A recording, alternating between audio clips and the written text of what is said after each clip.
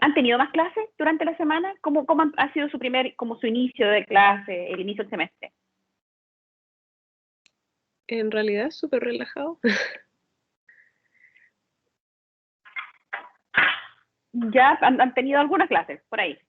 Sí, es que como la mención es como una o dos clases así, ¿cómo se llama esto? Sincrónica. Los profes como que igual han subido material, pero como que se puede estar al día por ahora. Se puede estar al día. Ya, por ahora. Ya, qué bueno. Bueno, nosotros en la última clase estuvimos conversando sobre el caso de Gabriela Blas. ¿Pudieron leer el texto, mirarlo, el texto que yo les había subido? Sí, profe, yo lo leí por lo menos. Ya. Y para que conversáramos como un poquito más hoy día sobre eso. Y ténganme paciencia porque este sistema es medio complicado ahora y no me deja ver el chat. Entonces, cuando me hablan por el chat, no veo la conversación. Profesora, ¿me escucha? No, no te escucho, Michelle. Escuchaba solamente la intervención de Bárbara. Ya, estábamos hablando sobre el caso de Gabriela Blas. Si por alguna razón yo no veo los mensajes, me avisan, porque los estoy mirando, pero por si acaso, igual el sistema es un poco complejo ahora. Ya, nosotros estuvimos hablando la semana pasada de este caso de Gabriela Blas. ¿Alguien me podría decir de forma general los hechos de este caso, a qué nos referíamos, o de qué se trata el caso de Gabriela Blas, así como los hechos?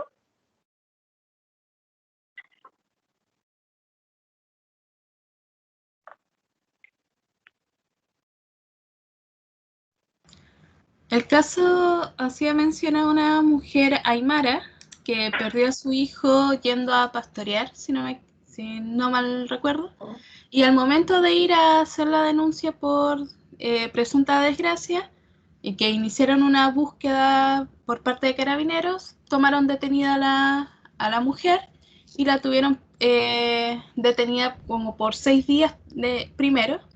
Y después la estuvieron acusando a ella como que ella fue la que mató a su hijo, la culpable de la desaparición y así. Del hijo, ¿no? Y hay una serie de críticas que nosotros hacíamos o conversábamos en la clase anterior basado en un texto que ustedes tenían, que todavía tienen disponible para ver, sobre cómo los tribunales de justicia, cómo la fiscalía había actuado particularmente en este caso y ciertos sesgos culturales o ciertas cosas que nos llamaban la atención de este caso que eventualmente llevaron a que este caso fuera conocido ante la Comisión Interamericana de Derechos Humanos por las violentaciones a los derechos humanos de Gabriela Blas, y no solo de Gabriela Blas, sino de una hija que fue declarada susceptible de adopción en el periodo en que ella se encontraba en prisión preventiva esperando sentencia al primer juicio.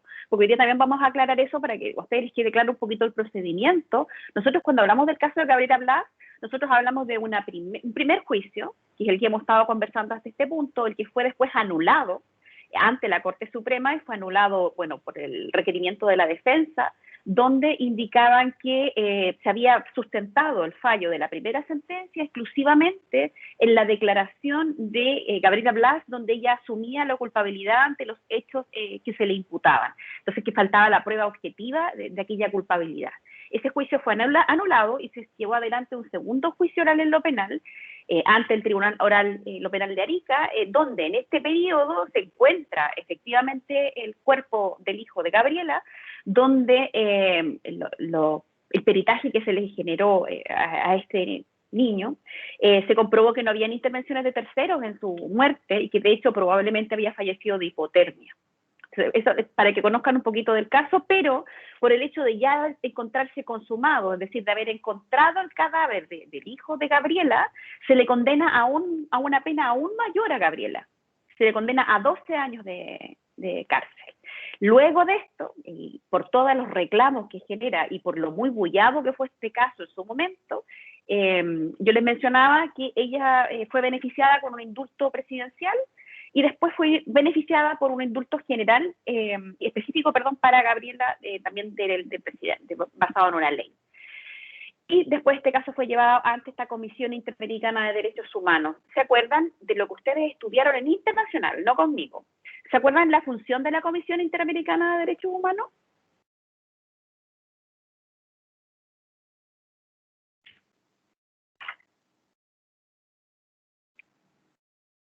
O si más adelante ustedes fueran abogadas de una causa donde se hayan violentado derechos humanos ya fundamentales de algún grupo excluido, ¿no? De algún grupo marginado nacionalmente. Muchos, tenemos muchas posibilidades de hacerlo, de hecho, en Chile. Y a ustedes les piden que se les asesore a este grupo, comunidad, qué es lo que ustedes le dicen que tiene que hacer cuando ya ha acabado, agotado, con todos los reclamos y todas las instancias de reclamo a nivel nacional. Entonces va donde ustedes como abogados le dicen, bueno, ¿qué puedo hacer ahora ya que yo ya he agotado todas las alternativas que yo tengo en la jurisdicción chilena? ¿Se puede recurrir ante la comisión para que se aplique la observancia de los derechos humanos transgredidos, obviamente?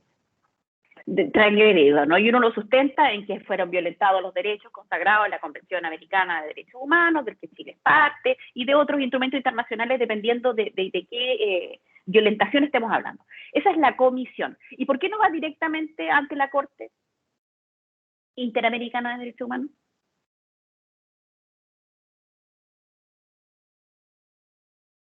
¿Se acuerdan?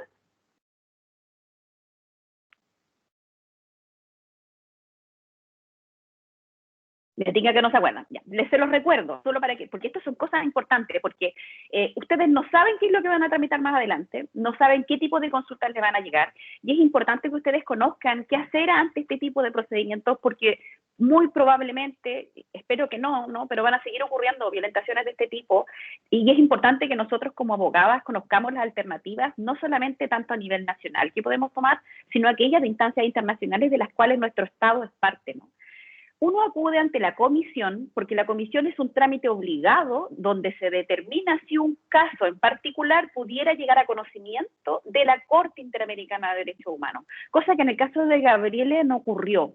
No ocurrió no porque el caso de Gabriela no tuviera la gravedad o no se argumentaran suficientes abusos a los derechos humanos como para no llegar a la Corte Interamericana de Derechos Humanos, sino porque se llegó a un acuerdo amistoso dentro de este mismo procedimiento que se llevaba ante la comisión, que también vamos a revisar, o yo les voy a mencionar en qué consistió este acuerdo amistoso, donde por supuesto, como ustedes podrán intuir desde lo que han estudiado en penal, para poder llegar a este acuerdo amistoso, el Estado de Chile admite que transgredió los derechos humanos de Gabriela, tanto de Gabriela como de la hija de Gabriela, que yo les digo que fue declarada susceptible de adopción en este periodo de tiempo del primer juicio, y que, bueno, dentro del acuerdo lo van a ver, pero no que no se tiene, que Gabriela no tiene acceso a contactar a esta hija de ninguna forma, ni esta hija a Gabriela si no cumplido los 18 años. Esto todo en el marco de una adopción legal en Chile, ¿no?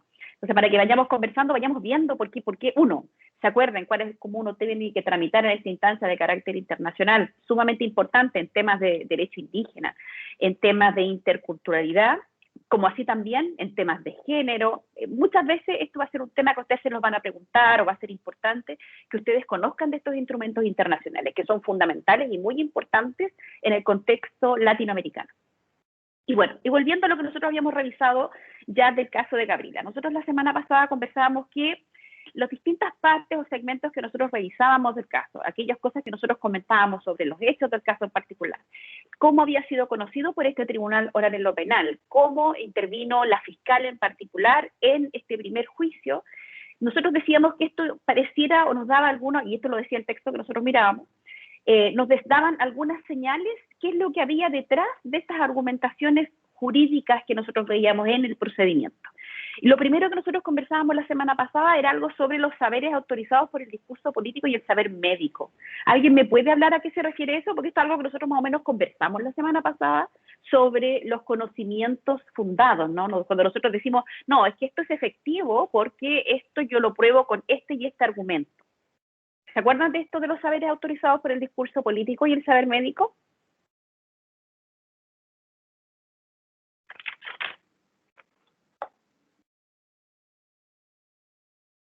Por ejemplo, profe, dígame.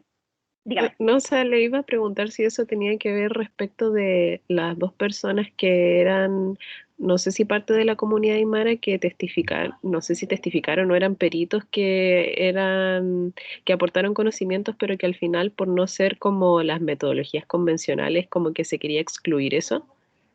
Sí, pero esta crítica no estaría a la declaración que dieron ellos, ¿no? Sino al criterio para ser excluido. Y de hecho nosotros eso, la sí. semana pasada revisamos la declaración que hace Fiscalía para tratar de desvirtuar esta prueba. Y lo desvirtúa basado en este argumento de estos saberes autorizados en el discurso político, saber médico.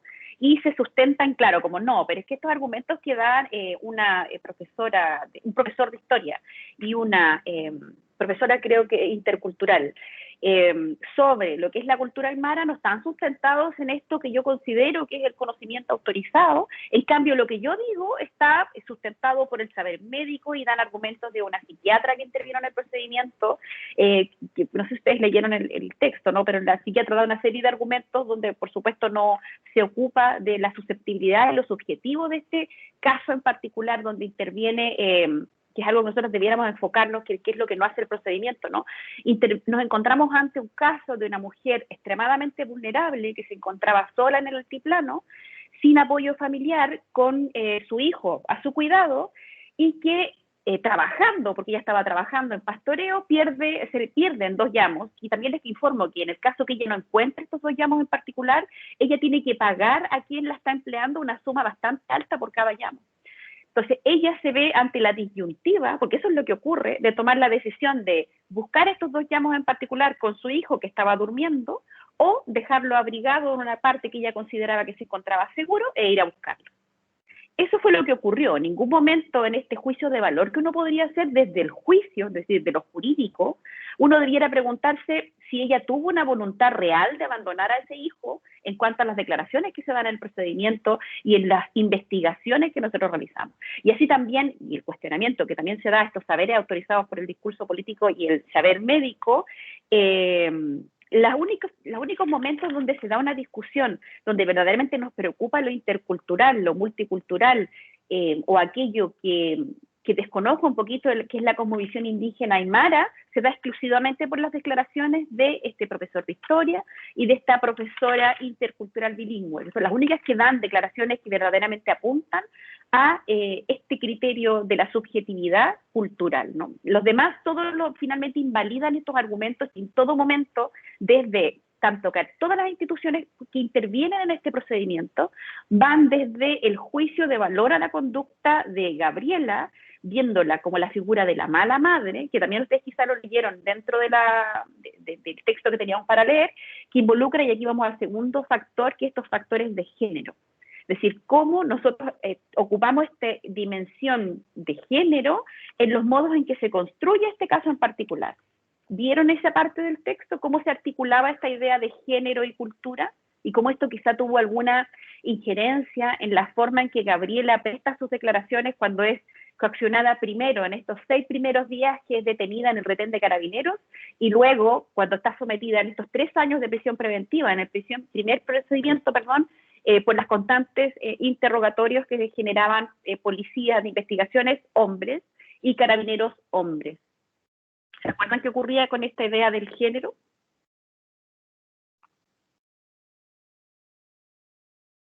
Que lo conversamos en la clase anterior.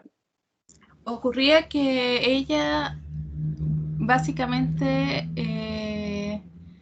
le decía que sí a todo lo que decían los carabineros o el fiscal por ser hombre, porque tienen como esa, ¿cómo se podría decir? Esa, no sé si está bien decirlo, costumbre de siempre hacerle caso a lo que dice el hombre. Se argumentaba dentro del procedimiento tratando de decir de que existía dentro de la cultura aymara una sujeción desde las mujeres como a lo masculino, pero como a escuchar esta voz masculina, y que por tanto esto podía haber ocurrido, que en este contexto de presión en la que se encontraba Gabriela, ella tendía a decir sí es así, efectivamente sí yo hice esto, sí efectivamente yo lo perdí voluntariamente, efectivamente yo lo maté, porque recuérdense que esto también, estas declaraciones que ella da de carácter confuso, que no las da en todo caso, sino que Carabineros y la PDI la interrogan imputándole ciertos actos ilícitos y ella dice que sí, que los cometió. No es que ella diga yo lo maté, sino es que le dice, confiese que usted la mató, usted lo abandonó con la intención de que muriera. Sí, efectivamente fue así. Confiese que usted lo fue a dejar a Bolivia porque usted no quería ese hijo. Sí, en realidad yo lo fui a dejar a Bolivia. ¿Se fijan en lo que ocurre ante este interrogatorio donde parecieran olvidar los agentes policiales cuando la están interrogando, que están interrogando a una mujer primero que está afectada por la pérdida de su hijo, que probablemente ya no tiene certeza, pero muy probablemente ha fallecido, que nadie lo está buscando efectivamente? O sea, imagínense el momento vulnerable en el que uno se encuentra para ser interrogada de esa forma en ese momento, ¿no? Sin intervención de agentes femeninos que quizá pudieran darle alguna tranquilidad en el interrogatorio, y además que se empieza desde la base, desde el primer encuentro que se tiene con Gabriela por parte de Carabineros, presumiendo que ella es culpable.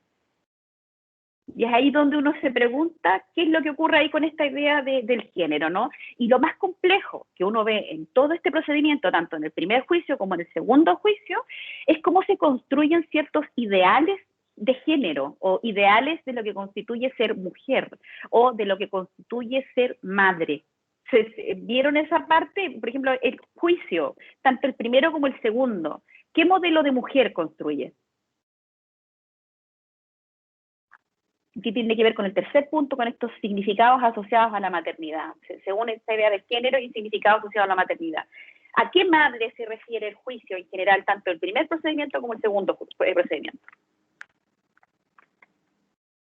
Yo recuerdo que la cuestionaban mucho porque le decían, bueno, ¿y por qué no podía dejar a su hijo con su familia? ¿Por qué tenía que llevarlo a las labores, bueno, a las labores que ella hacía de pastoreo? Pero recuerdo también que el profesor de historia que aportaba de conocimiento aymara decía que era muy común que las mujeres siempre llevaran a su hijo a sus labores y era algo normal para ellos.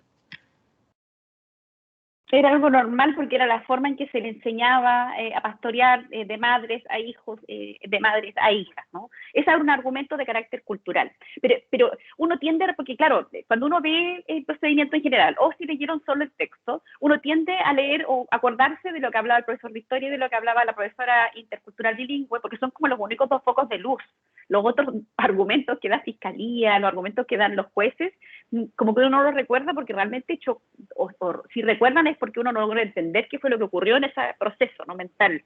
Pero yo les pregunto, porque recuerden cuando hablamos desde lo penal, yo no soy experta en penal en lo más absoluto, puedo cometer alguna impropiedad cuando se los digo, pero cuando se hace este juicio de valor para yo poder determinar si la conducta que cometió esta persona que es imputada, en este caso Gabriela, se condice o no con aquella conducta que una persona media debía realizar, la función que tiene este tribunal oral en lo penal es crear este objetivo, ¿no?, esta persona media. Entonces, en este juicio lo que se construye para poder juzgar a Gabriela, se construye una mujer media, que sería este juicio de la buena madre. Entonces, yo les pregunto, la pregunta que yo les estaba haciendo recién tiene que ver con qué es lo que este juicio finalmente determina con estos jueces. Bueno, fiscalía y todos los que intervienen determinan qué es la buena madre. Y eso es otro punto muy criticable, tiene que ver con este significado asociado a la maternidad y al género, porque determina que la buena madre es la madre chilena de clase media blanca, heterosexual. Estos 4 valores parecieran, y finalmente los vuelve como de carácter universal. Es decir, toda buena mujer, toda buena madre es blanca, es heterosexual, es de clase media y es chilena. Yo no cumplo todos esos factores, por tanto quizás yo no estaría dentro de ese catálogo de lo que para ese juez o para esos jueces se consideró para poder evaluar a Gabriela. Es decir, yo no cumplo todos esos 4 factores, yo creo que muchos de ustedes quizás tampoco cumplen todos los 4 factores. ¿Se entiende la discusión que se da ahí? ¿Es válido que yo haga esos juicios?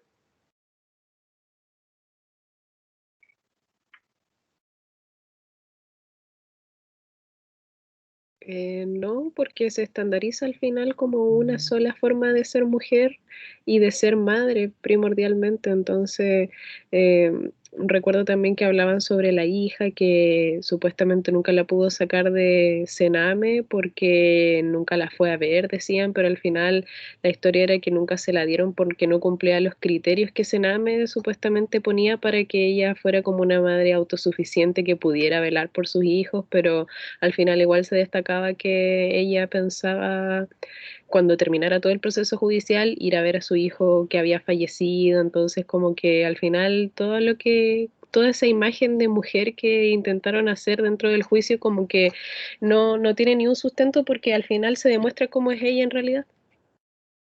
Y no se condice con la realidad.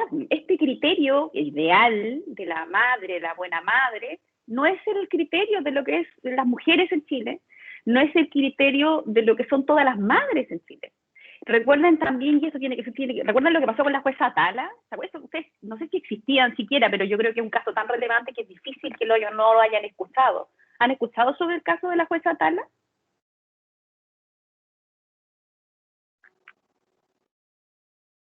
¿Es sobre la jueza que era homosexual o no? Sí. Que quería adoptar me parece, con su pareja, ¿o no? No, en el caso de la jueza Tala, ella era una mujer que estaba casada con otro abogado, creo, no recuerdo si era abogado o juez, ahí me van un poco los detalles, y ella tenía 2 hijas, creo. Se separan y ella, ¿cuál sería la palabra correcta? Que no quiero equivocarme en la forma de decirlo. Asume dice que es homosexual, cosa que quizá o antes no lo había evaluado, no lo consideraba, etcétera, y en virtud de ello se le quita el cuidado de sus 2 hijas y se le entregan al padre por este riesgo de ser criada, porque ella tenía pareja, por supuesto, por 2 mujeres. Es un caso muy bullado la jueza Tala hasta el día de hoy. De hecho, porque aparte es una mujer del derecho, entonces da muchas declaraciones y cuenta, porque esto llegó también nuevamente ante la Comisión Interamericana de Derechos Humanos y ante la Corte Interamericana, de esta falta de criterio atroz por parte de nuestros tribunales de considerar que eso involucraba como un riesgo para estas 2 hijas. Se los digo por qué, para que ustedes vean cómo se va construyendo estos criterios que no se condicen con lo que realmente vivimos las mujeres chilenas en el Chile de hoy, ¿no? Que se crean como estos discursos de lo que es o el deber ser mujer, el deber ser madre para la justicia y cómo se establecen estos criterios para tomar ciertas determinaciones que son cuestionables. Porque otro punto importante, y esto tiene que ver con este punto, que es de la cultura dominante y la cultura originaria, y que tiene que ver con algunos criterios de colonialidad, que probablemente ustedes lo miraron o lo vieron cuando leyeron el texto. En este caso, lo que nosotros trabajamos en el derecho son ciencias sociales. Eso es lo que nosotros trabajamos, esa es nuestra área de estudio, nuestra área de trabajo. Nosotros no estudiamos códigos, nosotros estudiamos las ciencias sociales y el derecho, que es parte de este fenómeno de las ciencias sociales. Cuando nosotros hablamos de ciencias sociales o hablamos del derecho, ¿ustedes podrían decir que hay verdades absolutas que no pueden ser cuestionadas? Y esta es una pregunta que les hago a ustedes desde su criterio como estudiantes de derecho.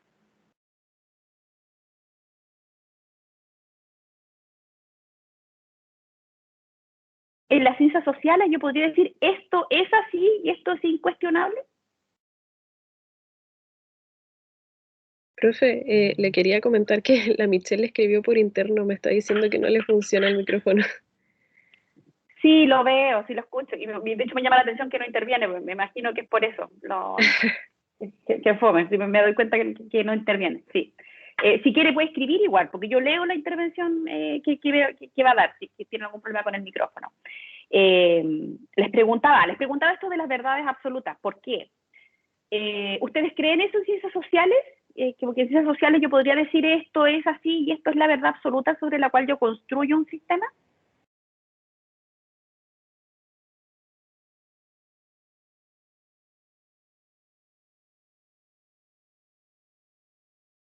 Yo creo que no. Que no, Yo ¿verdad? tampoco creo que no. Que no, ¿verdad? Ya, de hecho yo le dije, como no me contestaban, yo me iba a ir como a otro ejemplo más drástico. Por ejemplo, si yo hablo de otra ciencia, yo hablo de la física, yo no puedo cuestionar la gravedad existe, eso es real. Yo no puedo cuestionarlo, eso es objetivo. Pero cuando yo hablo de ciencias sociales, sí puedo cuestionarlo, porque yo estoy construyendo, y eso también lo dice el texto que ustedes tenían para leer, esta idea de la cultura dominante y la cultura originaria, es decir, aquello que yo determino como el punto de vista que es válido, y cómo yo construyo un argumento y cómo construyo ciertas verdades objetivas. Pasa que nosotros cuando hablamos del derecho, como el derecho parece o se nos enseña de una manera que parece ser tan objetivo, nosotros a veces creemos, y en la forma que lo fundamentan los jueces, incluso en el caso de Gabriela Blas, que lo que nosotros construimos desde el derecho es una verdad que no absoluta, y es una verdad que no puede ser cuestionada. Y finalmente si uno revisa la argumentación de cómo se juzga a Gabriela Blas, tanto de estos saberes autorizados por el discurso político, género, significados asociados a la maternidad, son todos opiniones. ¿Se entiende? No son realidades, son opiniones que se ocupan para sustentar ciertos criterios en este juicio que además está altamente afectado por una serie de criterios racistas, por una serie de criterios donde se centra el conocimiento desde lo occidental. No sé si coinciden en eso que les estoy diciendo yo en este caso en particular.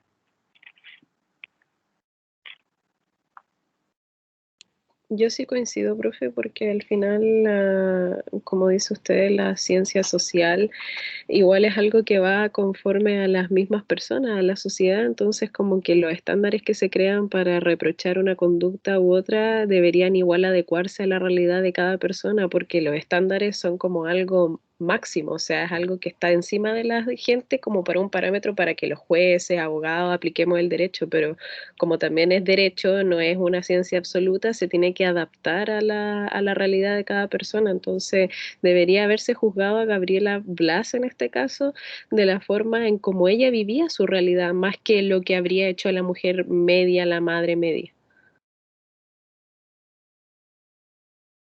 Y también pensando desde lo subjetivo del caso en particular, tanto desde la cosmovisión indígena, tanto lo que implicaba ser una pastora aymara en el altiplano, nunca se argumenta cuando hablamos de este caso de la cultura dominante y la cultura originaria, nunca se argumenta por parte de los jueces o de fiscalía o se analiza desde colocarme yo en la situación en la que se encontraba, que es una situación sumamente vulnerable, en la que se encontraba Gabriela, porque a todo esto Gabriela, y este es el punto siguiente, que es la sexualidad observada.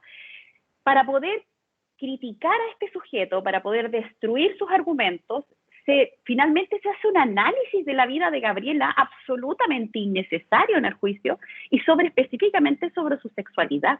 No sé si ustedes lo leyeron en el artículo o si lo leyeron si alguna miró la sentencia por ahí, que eso también es sumamente criticable y que nosotros conversábamos en la clase anterior, nos lleva a esta discusión cuando nosotros nos encontramos en un caso que involucra a una victimaria mujer o una víctima mujer, donde más allá de preguntarnos por el hecho en particular, nosotros nos empezamos a preguntar por estas como factores que no son relevantes en la discusión, pero que sirven para desvirtuar la persona que nosotros estamos juzgando o conociendo.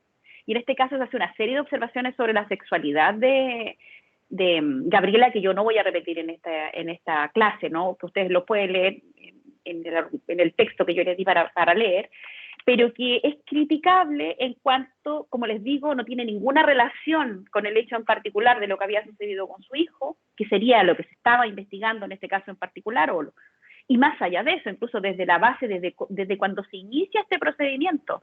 ¿Por qué se inicia desde presumir que Gabriela es culpable de haber matado a su hijo o haberlo abandonado con la intención de matarlo, si no existía ninguna evidencia, ni siquiera se había encontrado el cadáver del hijo? ¿Qué es lo que hay ahí, ¿no? En esa discusión que nosotros vemos? Entonces, ahí, este caso, por eso es tan relevante y por eso es que es tan interesante, y aparte que yo les comentaba que no estamos hablando de un caso que ocurrió en 1960, sino que estamos hablando del 2000 y tanto, ¿no? Entonces, un caso relativamente nuevo y que ya estábamos ante un nuevo sistema de justicia penal que supuestamente nos iba a dar mayores garantías que el procedimiento anterior escrito, que yo conocí y ustedes no conocieran. Entonces, ¿qué es lo que me dice? Y es cuando ya entramos como a las conclusiones de este mire, estos son ciertos argumentos, se me había olvidado de mostrárselos. En cuanto a los significados asociados a la maternidad, cuando yo les hablaba esta construcción de qué tipo de madre o qué tipo de mujer sirvió de base para hacer la media con la cual yo critico o busco imputar culpabilidad a Gabriela, la fiscal en la primera causa sostuvo que Gabriela no cumplió con su obligación de madre garante de la seguridad de su hijo, y su modo de actuar iba incluso contra las leyes de la naturaleza, esto está en el texto, y los roles que son transculturales, este rol de la maternidad, y que van en el contenido genético y biológico de una madre. ¿No les llama la atención eso, como que se hable de nuestro contenido genético y biológico como condicionadas de cómo nosotros debemos actuar en la maternidad? en un contexto jurídico, de argumentación jurídica, ¿les parece válida esa argumentación?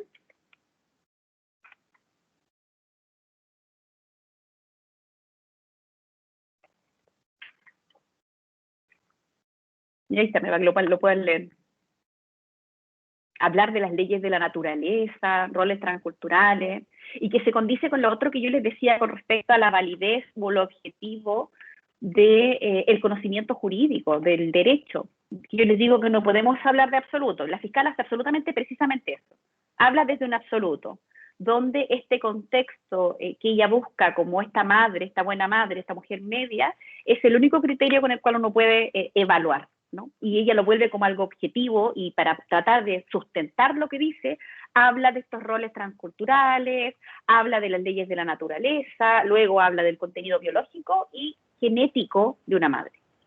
Es un argumento sumamente como complejo, insisto, que se dio, uno lo puede leer tratando de argumentar contra, y bueno, y que de hecho el tribunal le dio la razón en una primera instancia y en la segunda instancia también. En cuanto a esta idea de la cultura dominante y la cultura originaria, nosotros, y tiene que ver con un poco con lo que me dijo Bárbara y lo que me dijo, no acuerdo tu nombre porque veo tu apellido, Branchadel, sobre esta valoración de la dimensión cultural que va variando y se mueve en un continuo, ¿no? Lo que conversábamos de estos conocimientos, que por lo mismo cuando hablamos de ciencias sociales no podemos hablar de algo que no muta, sino que, y sobre todo entendiendo que cuando nosotros nos encontramos en un procedimiento de carácter penal, como el que estamos hablando, nosotros podemos dar ciertos argumentos de carácter cultural. Entonces, ¿por qué estos factores no fueron incluidos en la sentencia o no fueron, o no finalmente este factor de carácter intercultural, lo multicultural, de género, no se encuentra transversalmente en esta sentencia? Sino todo lo contrario, encontramos argumentos que van contra y son argumentos absolutamente patriarcales en este procedimiento. Patriarcales y coloniales, es decir, que invalidan el conocimiento cultural indígena. Que van, dice que en todo momento cuando uno lee la sentencia, uno va desde el reconocimiento multicultural, y cuando uno habla del reconocimiento multicultural está hablando de lo que hace la Defensoría Penal Pública, de lo que hace este profesor de historia y de lo que hace la profesora intercultural bilingüe. Ellos son los que hablan de este reconocimiento de lo multicultural hasta el desconocimiento de la cultura como un factor que explica lo sucedido. Y este desconocimiento de la cultura, Fiscalía y el tribunal finalmente, o la de lo penal. Por otro lado, están las intervenciones que destacan la importancia de la cultura y que entienden que el comportamiento de Gabriela está guiado por una cosmovisión particular. Y aquí les adelanto, porque el segundo juicio oral fijó como un punto de prueba, malentendiendo la argumentación que estaba dando la defensa penal pública, el que si yo podía argumentar que en la cosmovisión indígena aymara estaba incluido el abandono de niños, el abandono de menores. A lo que, por supuesto, se llegó a la conclusión que no. En la realidad, la cosmovisión indígena aymara no incluye el abandono de menores como parte de la cosmovisión indígena, y nadie lo argumentó así tampoco en el procedimiento. Pero a quien estaba juzgando y fijando los puntos consideró que ese era el punto a probar. Es decir, a probar de que culturalmente yo considero que era válido abandonar niños. Eso no existe en la cosmovisión indígena aymara. Y aquí les pregunto, ¿qué fue lo que creen ustedes que ocurrió finalmente con Gabriela? ¿Qué es lo que verdaderamente ocurrió en esa instancia en la que ella pierde 2 llamos y toma esta decisión? ¿Qué es lo que creen de todo lo que han leído en la sentencia, o sea, en el texto que ustedes vieron, más lo que hemos conversado hasta ahora, más lo que conversamos en la clase anterior? ¿Qué creen ustedes que le ocurrió a Gabriela? Si fueran ustedes las juezas que están conociendo de un caso como este.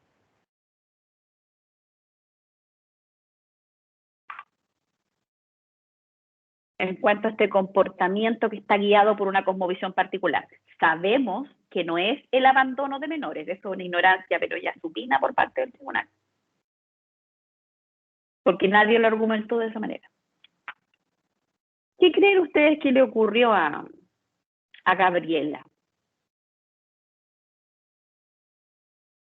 ¿Qué fue lo que verdaderamente le ocurrió cuando pierde 2 llamos y estaba en medio del altiplano sola? ¿Cuál fue la decisión que ustedes creen que ella tuvo que tomar o sopesar?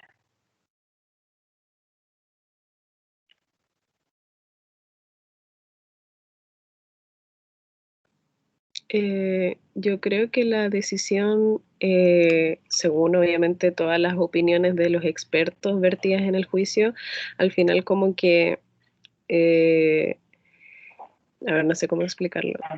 La decisión que ella tomó, de cierta manera, nunca fue como ser negligente con su hijo, porque según lo que recuerdo, que no sé si lo dijo el profesor o la otra profesora que también la citaron, que tenía conocimientos de cultura indígena, era que al final la tierra para ellos es como que tiene importancia por igual, tanto los animales, la tierra y los hijos obviamente y la familia. Entonces como que ella no debió haber visto peligro en dejar un par de minutos tal vez a su hijo cerca de ella o cerca de donde estaban las cosas de su trabajo y decir como, pucha, a ver, quédate acá, voy a ir a buscar a estos llamos que se me escaparon y vuelvo. Obviamente debió haber sucedido así, y por ser la naturaleza del altiplano un lugar espacioso, gigante, con un montón de, no sé, vegetación, lugares donde un niño en 5 minutos sí podría perderse, tal vez ella no consideró esa opción, porque al final de repente ella toda la vida lo habría educado diciéndole, no sé, al lado mío. Las mamás por lo general son así, entonces eso igual como que traspasa todas las culturas, es como al lado mío siempre, donde mis ojos te vean. Entonces ella debió haber sopesado esa situación y decir como, pucha, sí, ¿qué va a pasar? O sea, ¿qué malo podría suceder si estoy yo sola con él? Entonces son cosas que sucedieron nomás, no como nada con ninguna intención ni tampoco con ánimos de ser negligente. Que no había una intencionalidad de ser negligente, en el caso que yo diga de que quizá no tuvo el cuidado suficiente y por eso lo perdió, y mucho menos no había una intención efectiva de querer matar a su hijo. Y me dice también, Michelle, pienso que su decisión fue basada en la forma en que sus antepasados crían a sus hijos, y por eso mismo para ella no fue malo dejar a su hijo ahí. No, porque dentro del mismo juicio, no sé si el artículo que yo les mandé lo decía, pero dentro del juicio se argumenta que dentro de la cosmovisión indígena aymara, si nosotros tuviéramos que equipararlo con la realidad que nosotros, como tratar de nosotros ponerlo en el lugar del que se encontraba Gabriela al momento de tomar la decisión, para poder yo validar si su decisión fue una decisión objetivamente criticable o no, yo podía entender que era el lugar donde ella dejó a su hijo como la especie del patio de su casa. Entonces, para ella no representaba ningún peligro. Y además, ella dejó, y tal como me dice Michelle, ella dejó envuelto a su hijo, porque su hijo estaba durmiendo y hacía frío, y ella lo dejó bien envuelto, lo que quiere decir que lo dejó apretado. No sé si ustedes han visto como las mujeres indígenas aymara, cuando llevan a sus hijos envueltos, los dejan bastante apretaditos dentro no me recuerdo el nombre del pañito con que lo guardan, ¿no? Entonces, ella consideró que quedó en una situación de seguridad. Entonces, ella hizo este juicio de valor donde ella estimó que su hijo se encontraba seguro ahí, más que con ella yendo a buscar los dos llamos. Entonces, ese fue el juicio de valor. Ella en ningún momento consideró que la conducta que ella estaba realizando podía poner en riesgo la vida de su hijo, ni mucho menos consideró la posibilidad de que él pudiera fallecer por esta decisión, ni mucho menos tuvo la intención de que así fuera. Entonces, en el juicio uno no ve esa consideración. Así como tampoco valora el punto desde los argumentos desde la cosmovisión indígena, los argumentos desde el derecho indígena, tampoco valora o considera la especial situación subjetiva en la que se encontraba Gabriela. Si ustedes leyeron el artículo que yo les mandé, ella se encontraba en una situación económica sumamente precaria. Ella llegó hasta sexto básico de preparación en el colegio.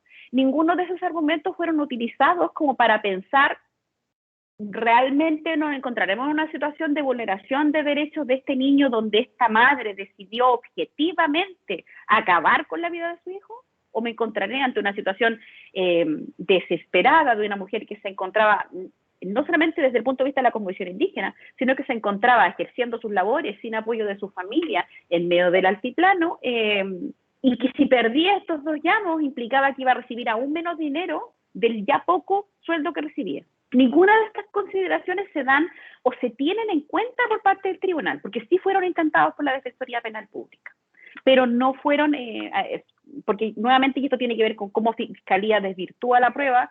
Se desvirtuaba desde esta idea que nosotros miramos de la cultura dominante y cultura original. Es decir, la cultura dominante me dice aquello que es la forma en que yo me debo comportar, y me dice cuál es la estructura media de comportamiento, donde Gabriela Blas no se encontraba en esta idea que yo les decía de esta mujer blanca, heterosexual chilena. No se encontraban estos 4 valores, que yo les decía que probablemente muchas de nosotros tampoco nos encontramos los 4 valores. Entonces, ¿y quiénes nosotros podríamos decir que se encuentran dentro de estos 4 valores? Para yo poder entender que me encuentro ante este concepto de la buena madre que sirvió para castigar, primero con 10 años de cárcel a Gabriela Blas y luego con 12 años de cárcel a Gabriela Blas. Y que efectivamente cumplió 6 y que estuvo por lo menos en principio 3 años de prisión preventiva, más los 6 primeros días que estuvo retenida en el retén de Carabineros, donde recién tuvo acceso a un defensor penal público al 7º día. O sea, todo esto son afectaciones a un debido proceso, y le estoy hablando de un caso que fue sobre el año 2000, ¿no? Y toda esta discusión llevó a anular este juicio, que es lo que nosotros conversábamos hace un rato, donde se le anuló finalmente por esta falta al debido proceso en este procedimiento, el primer juicio. Otro punto importante, tanto en el primero como en el segundo juicio, antes de entrar al segundo juicio, para que no nos olvidemos, a pesar del texto lo dice, pero se los quiero resaltar para cuando ustedes lo revisen si es que no lo han visto, o si es que ya lo revisaron les llame la atención, es que incluso cuando uno lee el fallo, o cuando lee el artículo en particular, cuando uno ve los testimonios de las voces que reproducen la cosmovisión indígena, que reproducen los argumentos de Gabriela, siempre se hacen desde un discurso narrado desde una tercera persona, como deshumanizando el discurso de quien me da este argumento que pareciera que no es válido para quien lo está leyendo, estoy hablando de los jueces en particular. Entonces, esta forma de yo dar la declaración de Gabriela, esta forma de yo dar la declaración de la profesora intercultural, esta forma en que yo doy la declaración del profesor de historia, lo que viene a hacer, a mostrarme, o yo puedo entender y lo hace la persona que hace el artículo, es que estas voces que se estiman como no válidas por el tribunal, son absorbidas por la ley, y la ley se vuelve como una verdad incuestionable. Por eso yo les hablaba hace un rato sobre las ciencias sociales, y les decía que dentro de las ciencias sociales encontramos el derecho, encontramos la ley. Porque pareciera que nosotros, y es verdad, para nosotros la ley y el derecho es algo objetivo y incuestionable, ¿no? Y porque se nos enseña de esa manera, nosotros lo estudiamos desde primer año, lo vamos viendo de esta manera, pero también es importante que recordemos cómo nosotros construimos este derecho, ¿no? Y cómo muchas veces tiene que ir mutando, evolucionando y avanzando según va avanzando la sociedad. Y cómo si nosotros lo seguimos manteniendo de la forma en que se encuentra, reproduce ciertos discursos coloniales. Que esa es la discusión. ¿Saben a lo que yo me refiero cuando yo hablo de estos discursos coloniales? No. Porque se lo he dicho ya varias veces.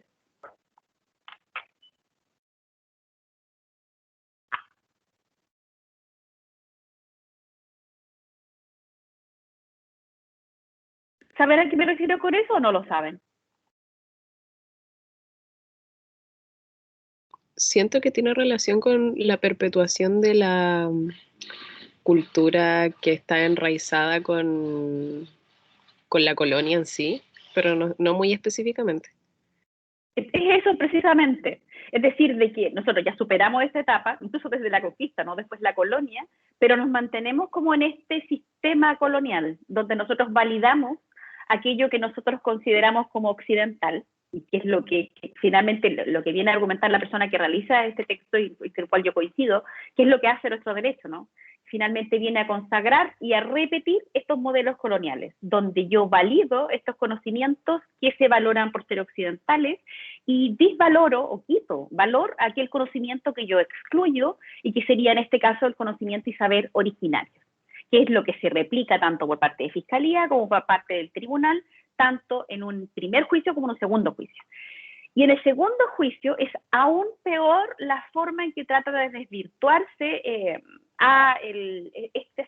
esta conexión indígena con el pueblo aymara que tiene Gabriela, en cuanto se le trata de argumentar esto que yo les mencionaba que es muy criticable, que es el criterio de la integración a la cultura occidental. O sea, bueno, nosotros, en esta argumentación que da el tribunal, nosotros seríamos la cultura occidental, y me habla que Gabriela estaría integrada en esta cultura occidental y que por tanto yo no podría argumentar argumentos culturales indígenas aymara para tratar de dar una defensa cultural o intercultural al juicio de Gabriela. y los argumentos que se dan son terribles. Dice, primero, debido a sus años de escolarización, yo les mencioné que ella estudió hasta 6º año básico, y a su condición de asalariada, o sea, en el hecho que ella trabaje y reciba un pago por su trabajo, se considera como suficiente para yo no entenderla como parte de una cultura originaria, sino absolutamente integrada en esta cultura supuestamente occidental chilena. Dice, más llamativo, y esto es algo que yo les había mencionado en clases anteriores, dice, el uso de prendas femeninas y el carnet de FONASA son presentados como evidencia para cuestionar la pertenencia al pueblo aymara. Así que les parece ese argumento dado por un tribunal, dado antes por los agentes policiales y después por fiscalía, para tratar de desvirtuar esta conexión que pueda tener una persona con un pueblo indígena en particular.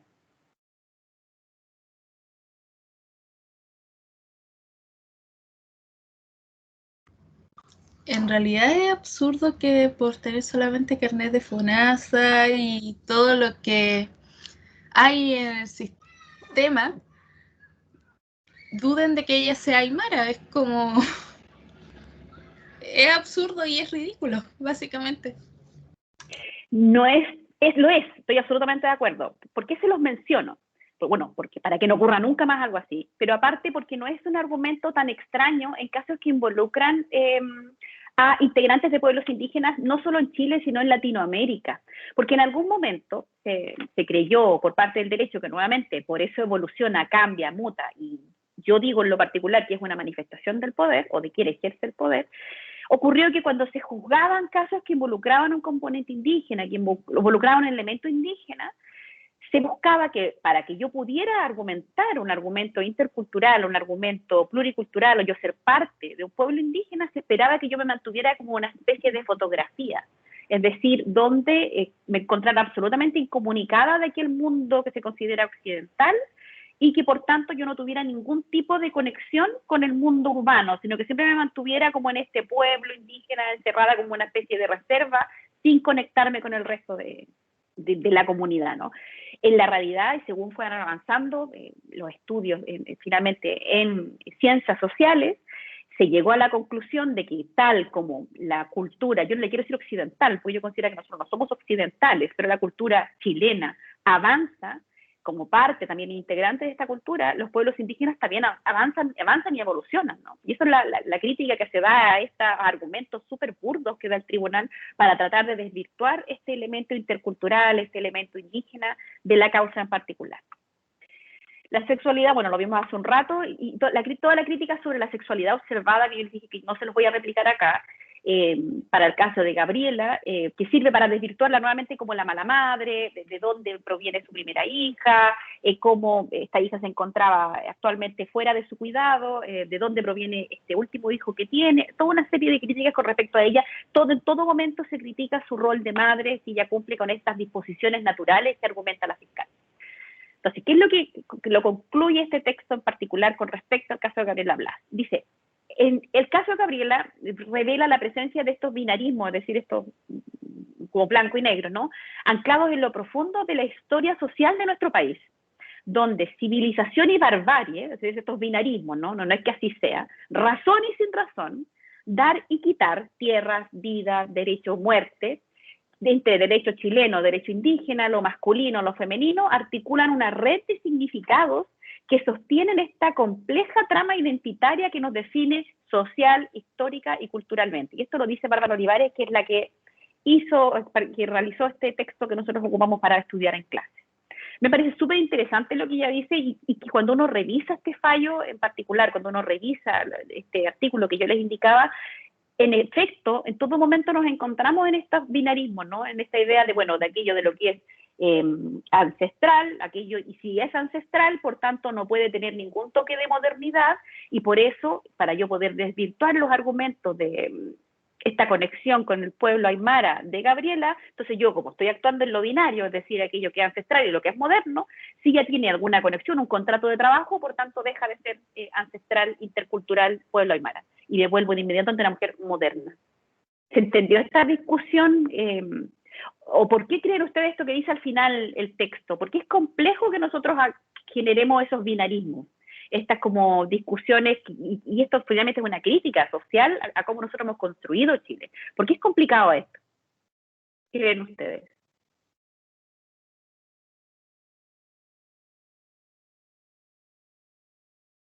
Que trabajemos como desde lo bueno y lo malo.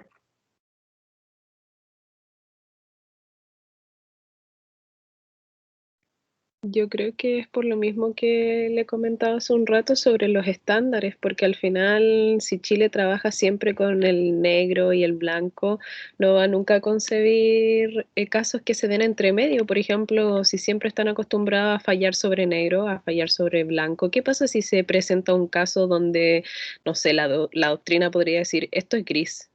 Entonces los tribunales van a decir, pero es que esto no sé cómo, Es que es tiene que algo ser muy blanco. nuevo. Claro, tiene No. que ser, es que tiene que encajar en algo, porque al final de alguna manera tenemos que juzgar y es como, pero por lo mismo, o sea, por lo mismo igual, como decía la Fernanda hace un rato, es absurdo porque al final el derecho en sí, como ciencia social, igual se trata de un poco ir al estudio de la gente y la gente no es para nada estática, la gente es dinámica, entonces es absurdo que se trabaje desde esa perspectiva. Desde esa perspectiva, ¿no? Y aparte que estas incongruencias, porque este no es el único caso en que esto ocurrió, este es uno de los casos más bullados, ¿no?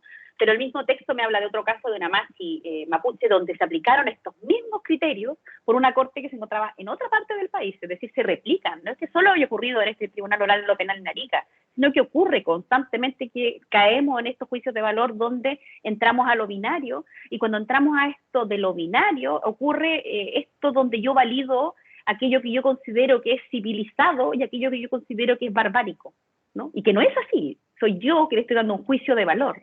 Y ese juicio de valor que yo estoy dando, que está sujeto a la serie de principios y conceptos que yo traigo conmigo, que no tienen que ver con el derecho, me hacen que yo falle de una manera determinada, me hacen que yo argumente de una manera determinada por parte de la Fiscalía, ¿no? Con estos sesgos culturales. Sesgos culturales y que son señales de que todavía nos mantenemos en esta mentalidad colonial, que es lo que conversábamos hace un rato. Por eso es que este texto es tan relevante, que ustedes tenían para revisar, y por eso es que este caso también es muy relevante. Entonces, para que ustedes se cuestionen, que para mí también fue muy complejo desde el derecho, el derecho es algo objetivo, real. Es algo, nosotros sabemos cómo se construyen las normas, sabemos la validez que tienen los códigos, etcétera, ¿no? Pero cómo nosotros aplicamos el derecho, cómo la capacidad interpretativa que puede tener un juez, cómo puede agregar ciertos principios y valores a sus fallos a la hora de determinar en un juicio con las especiales características como el caso de Gabriela Blas, y como los sesgos culturales que tenían esos jueces en particular hicieron que en todo momento buscaran castigar a esta mala madre. ¿Y por qué era mala madre? Porque no cabía dentro de este criterio que nosotros conversábamos de lo que para estos jueces significaba ser buena madre. Porque recuerden que por lo menos en el primer juicio ni siquiera existía certeza si estaba fallecido este hijo en particular, y tampoco había en el segundo juicio ya estaba fallecido y existía certeza que no hubo intervención de tercero, es decir, que ella no mató a su hijo, pero se le castigó por este acto de descuido de carácter criminal, ¿no? Entonces, y nuevamente, ¿por qué yo me pregunto por qué ella se generó este descuido y no me pongo en el caso de ella y preguntarme qué habría hecho yo si yo hubiese estado en esa situación vulnerable en la que ella se encontraba? Nunca se preguntaron eso. Que ese es el punto principal, y que ojalá si ustedes alguna vez se encuentran en esa situación de ser juezas, de ser fiscales, de ser defensores penales públicos, tengan esa capacidad de ponerse en el lugar de quien está siendo imputado de este caso, de esta situación en particular. Entonces, tengan esa posibilidad de no encerrarse exclusivamente en aquello que nosotros vemos como algo objetivo y incuestionable, que es el derecho, sino que lo veamos desde lo subjetivo y entender, como bien me decía Bárbara, y que hemos conversado finalmente en esta clase, que nos encontramos en una situación sumamente excepcional que nosotros teníamos que revisar. Entonces ahora, para que a ustedes les quede claro todo el procedimiento, ¿no? Así como desde lo jurídico, y esto aquí yo me baso en un texto de Nancy Yáñez, que bueno, no es un texto de Nancy Yáñez, sino que es una entrevista cortita que le hacen, porque ella intervino en este procedimiento. La profesora Nancy Yáñez, años atrás, la invité yo a la Universidad Arturo Prat, no sé si alguna de ustedes la vio, es una profesora de la Universidad de Chile, que se ha especializado en derecho indígena, y ella ha trabajado con las comunidades indígenas de Aymara, trabajó con Chumizumagama, y trabajó en el caso de Gabriela Blas, particularmente porque Gabriela Blas le mandó una carta pidiendo la ayuda en su caso en particular, para que ella le ayudara en cuanto a la argumentación jurídica intercultural en estos procedimientos. Entonces, por eso que ella interviene y da esta entrevista, se las voy a subir para que la puedan revisar si les interesa conocer, sobre todo porque ella lo ve también desde lo jurídico, cómo se argumentó este juicio en particular. Pero para que nosotros nos quede claro cómo sucedió, ¿no?, en este esquema de procedimiento. Lo primero que nosotros ya hemos conversado, al extraviar su hijo, Gabriela concurre al retén de carabineros al siguiente día, ¿no? Y al concurrir al retén de carabineros, que se encontraba lejos de la localidad donde ella se encontraba, es detenida por 6 días. Al 7º día, recién se entrevistó con un defensor penal público y con la facilitadora intercultural de la Defensoría Regional Tarapacá. Y alguien me había preguntado en clases anteriores si el rol de la facilitadora intercultural existía antes de Gabriela Blas. Sí, existía. El punto, y todavía existe, el punto complejo cuando nosotros hablamos de los facilitadores interculturales es dónde está la intervención que tienen, dónde está la participación, o si solo corresponde que nosotros tengamos esta facilitadora intercultural en la Defensoría, o si es necesariamente, por ejemplo, que la Fiscalía tuviera curso de interculturalidad, porque viendo los argumentos claramente de Fiscalía, claramente Fiscalía no tiene muy claro estos criterios de carácter intercultural, no tiene para nada claro la cosmovisión indígena aymara, de hecho invalida los conocimientos que presentan personas especialistas en la materia, tratando de invalidarlos como culturalmente no relevantes, que es lo que nosotros revisábamos en casos anteriores. Entonces ahí está la discusión, o los mismos tribunales de justicia. El tribunal oral en lo penal, a la hora de juzgar, conocer, ¿debiera tener alguna participación de un interventor intercultural? ¿Debiera tener dentro de sus argumentos, más allá de escuchar las pericias de un interventor intercultural, debiera tener dentro de sus estructuras, de aquello como debe fallar, también un criterio intercultural? Esa es la discusión. Y les puedo asegurar que en la realidad aún no ocurre. No ocurre. Y de hecho yo diría que los que están más avanzados en materia, y todavía les falta, pero los más avanzados en materia de participación intercultural cuando interviene un imputado que es parte de un pueblo indígena, es la Defensoría Penal Pública. Si lo vemos desde la Fiscalía, están increíblemente atrasados con un desconocimiento total, y por parte de tribunales, si bien hay casos donde se ha avanzado mucho, falta mucho todavía, mucho, con mucho desconocimiento de los pueblos indígenas chilenos. Después, no voy a ir a la pausa porque voy a terminar la clase un poco antes, por eso es que no he tomado la pausa de ahora. Voy a terminar exclusivamente de hablarles de este esquema de procedimiento y termina la clase, entonces no va a terminar mucho rato más. No sé si están de acuerdo con eso. Sí, profe. Yo por lo menos sí. Ya. Los demás, bueno, si no me dicen, ¿no? Pero es porque para terminar un poquito más temprano, no tan tarde. Les dije ya, este rol de la defensora, de la facilitadora intercultural, que de hecho acá en Iquique tuvo una importancia muy importante, perdón, la facilitadora intercultural de la Defensoría Regional de Tarapacá, que creo que todavía lo es, y ella también fue una de las voces y las luces dentro de este procedimiento. Se traslada a Arica, a Gabriela. Recuerden que ella no estaba en Arica, sino que estaba en el altiplano. Se realiza el control de detención en Arica y es formalizada por el delito de abandono del menor en lugar solitario, abandono con resultado de muerte, a pesar de que no había certeza de la muerte, obstrucción a la investigación, y esto es porque en estos constantes interrogatorios, cuando ellos le iban cambiando los relatos, ella decía que sí, efectivamente yo hice eso, sí, verdad, yo hice esto, sí, a fin de que la dejaran de interrogar. Y para agregar posteriormente el delito de incesto, y quedó sujeta a prisión preventiva durante 3 años, ¿no? Nuevamente, desvirtuando este criterio de la mala madre, etc. La sentencia del primer juicio determinó que Gabriela era culpable del delito de abandono y se le condenó a 10 años. Esta sentencia, frente a esta sentencia, la defensa entabló un recurso de nulidad por infracción de garantías constitucionales y fundamentación insuficiente, consiguiendo la anulación del primer juicio, y esto tiene que ver con la afectación al debido proceso, y por estos constantes interrogatorios, etcétera, pero así también en cuanto a la única prueba que existía de la supuesta culpabilidad de Gabriela era la declaración que ella había dado al respecto. ¿Y ustedes se acuerdan por qué uno no puede ser condenado por su propia declaración? Eso tiene que ver con penal y con derechos humanos. ¿Eso es por el principio de no autoincriminación? Una autoincriminación, pues no puede, porque yo puedo ser sometida a tortura, por ejemplo, y sometida a tortura puede que yo asuma la culpabilidad de una serie de hechos que no he cometido, solo para que me dejen de torturar. Pues eso puede ocurrir, y ocurre, de hecho. Por eso es que tenemos este principio donde no basta que yo diga que yo realicé algo, o puede ocurrir incluso que yo me declare culpable de algo para proteger a alguien que yo quiero, que en efecto sí había cometido este delito en particular. Entonces, por eso no basta para yo construir un caso o para poder condenar a una persona que yo me declare culpable de ese hecho en particular.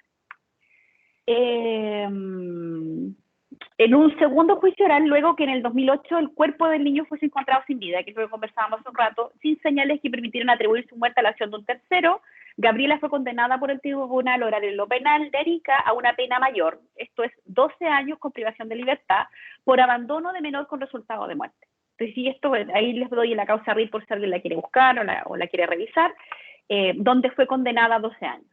Durante la prisión preventiva de Gabriela, en estos 3 primeros años, el Tribunal de Familia declaró susceptible de adopción a su otra hija, y Gabriela perdió la patria potestad mientras se encontraba en prisión y antes que se dictara la primera sentencia, y de hecho, mientras se realizaba este procedimiento en el Tribunal de Familia, Gabriela se opuso a que esta hija fuera declarada susceptible de ser adoptada, pero le jugó muy en contra que se encontraba en este procedimiento donde se la acusaba de, de abandono con resultado de muerte, o en su caso, porque todavía estábamos en el primer procedimiento, de haber matado probablemente a este hijo.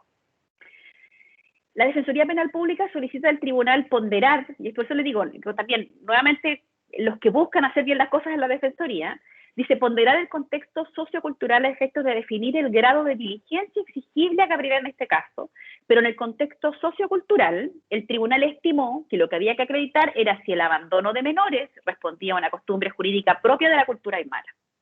Y eso es lo que ya conversamos al principio de la clase, no constituye costumbre y tampoco se puede inferir, porque de hecho Gabriela nunca tuvo la intencionalidad de abandonar a este menor, ¿no? Que nosotros conversábamos cuando yo les decía que se pusiera en el lugar de Gabriela, sobre la toma de decisiones que tomó, e incluso cuando uno revisa los argumentos que se dan en el juicio, en ningún caso, ni por parte de quienes argumentaban costumbre indígena, cosmovisión indígena, se argumentó que el abandono de menores era parte de una...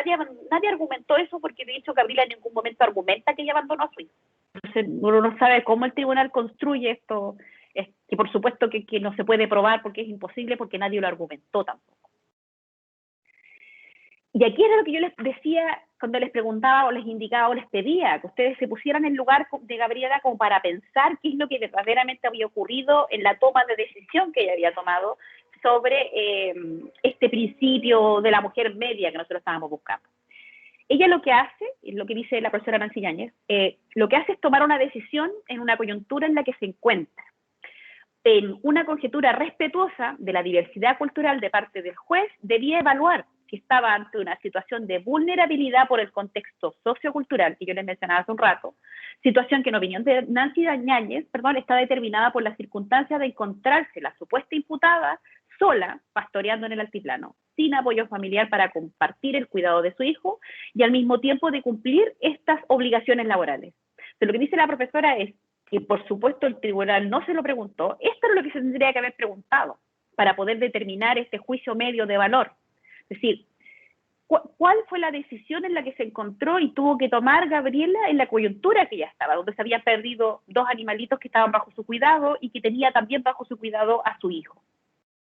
¿Cuál fue la toma de decisión? Y en este juicio de valor que ella hizo, si estaba incluida esta circunstancia, ¿no?, del abandono, que en ningún momento estuvo siquiera consciente o tuvo una decisión sobre abandonar a este hijo, cosa que el tribunal no hace en ninguno de los 2 juicios.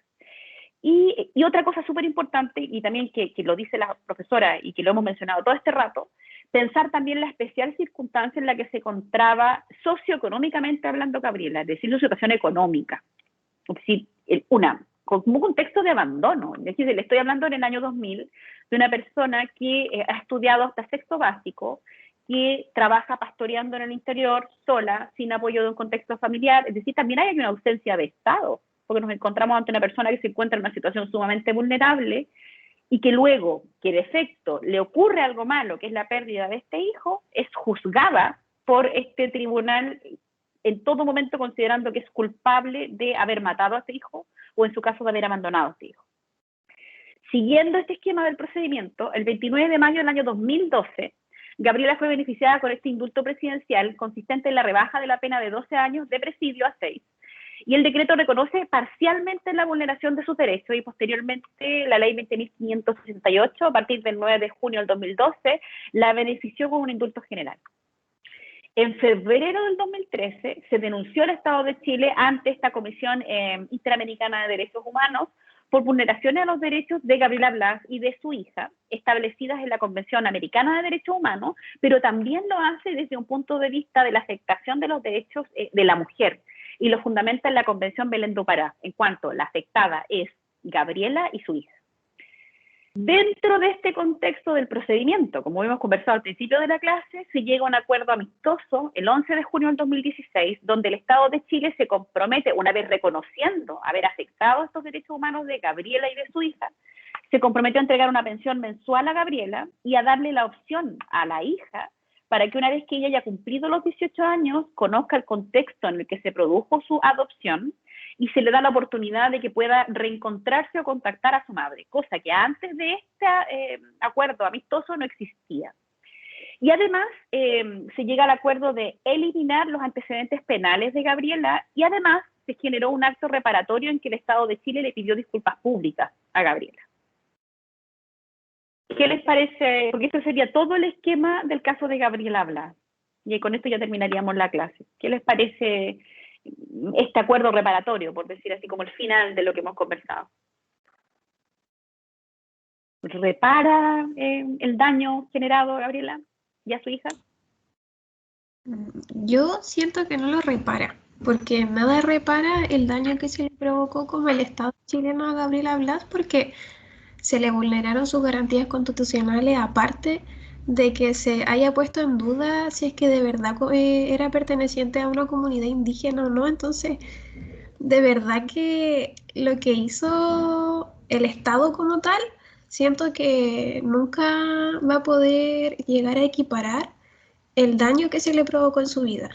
Si bien es un avance que Chile haya reconocido la media embarrada que se mandó, pero y es un paso igual de cierto modo a reconocer un poco más las comunidades indígenas en su totalidad, tanto aymara, mapuche, todas, pero nada repara el daño, porque si es que quizás, no sé, quizás su hijo no hubiera muerto, no sé, se pueden poner tantas cosas en duda por el ejercicio de la fuerza pública también.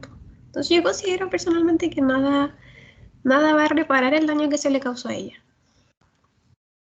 Estoy absolutamente de acuerdo con Camila, no, para nada, no hay reparación alguna, ni para ella ni a su hija, sobre todo en cuanto perdió el contacto con esa hija en particular. Es imposible, es un daño tan grande que es difícil, no se puede compensar, es un daño demasiado grande con respecto a, en realidad lo que se puede hacer, se valora que se realice el acto, pero que esto genere cambios en procedimientos que vengan después del caso de Gabriela, que uno podría argumentar si ha ocurrido o no, ¿no? ¿Alguien más que pueda opinar sobre este acuerdo reparatorio? Si les parece que hubo alguna medida de compensación efectiva, o qué les parece todo este caso en general. En realidad, y también complementando lo que dijo mi compañera, también hay un daño emocional, psicológico hacia ella, y además de que por más que la estén, ¿cómo se podría decir?, le estén entregando una pensión, no significa que ella quizás no tuvo que haber ido a una terapia, quizás cómo sea la relación con su hija, nada de eso lo va a reparar con nada. Además de que de por sí en el caso se ve claro una discriminación hacia ella porque no hubo una investigación más allá para saber qué fue lo que pudo haber pasado, sino que solamente la estuvieron acusando y acusando y acusando y en ningún rato le dieron el beneficio de la duda o prestar atención a lo que decía Defensoría, sino que el fiscal se ensañó con ella de tal manera en que básicamente perdió 6 años de su vida privada de libertad y sigue sin poder ver a la hija. Entonces no hay nada que pueda reparar a lo que le hicieron a ella y desgraciadamente tengo entendido que esto sigue pasando, aunque aunque se demuestren 1000 pruebas. Y como bien dices, bueno, Fernanda dijo Camila, otro punto importante que quizás, porque como ella acudió al retén de Carabineros a pedir ayuda, nosotros no tenemos claridad cuándo falleció su hijo en particular, sabemos que probablemente falleció de hipotermia. Quizás si la hubieran asistido ante la solicitud que ella hizo, es decir, en vez de tomarla detenida, si hubieran acudido con ella a buscarlo y efectivamente lo hubieran buscado, quizás lo hubiesen encontrado con vida y ni siquiera hubiese fallecido este niño. Nosotros no sabemos, porque en realidad ya estaríamos desde las conjeturas, pero la importancia de la toma de decisiones que toman las instituciones cuando nos encontramos ante estas situaciones de vulnerabilidad. Porque otra cosa que nosotros podríamos decir, uno, cómo juzgan las instituciones a Gabriela, más allá de cómo la juzga el tribunal, pero también nos encontramos ante una situación de abandono de Estado de una ciudadana chilena, ¿no? Que yo les digo, había estudiado hasta sexto básico. Te acabo de ver, Bárbara, voy a terminar la idea y veo lo que me vas a decir. Hasta sexto básico, que no tenía mayor seguridad laboral, que tenía 2 o 3 hijos, no recuerdo, y cómo trata su situación excepcional. Díganme, Bárbara.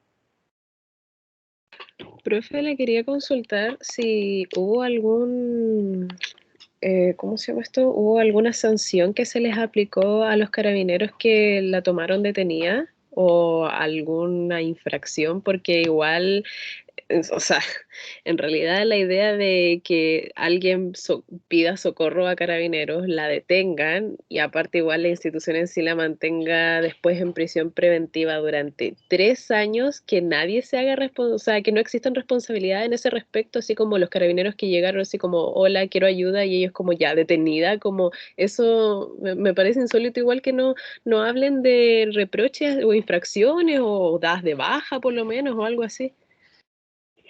No tengo certeza, pero así como parte del acuerdo reparatorio, no se ve que existan sanciones específicas para quienes intervinieron en el procedimiento, sea para la fiscal, que ocupa una serie de argumentos sumamente criticables, sobre todo si lo pensamos desde el punto de vista que era mujer, pero claro, no toda mujer va a tener un valor de género, ¿no?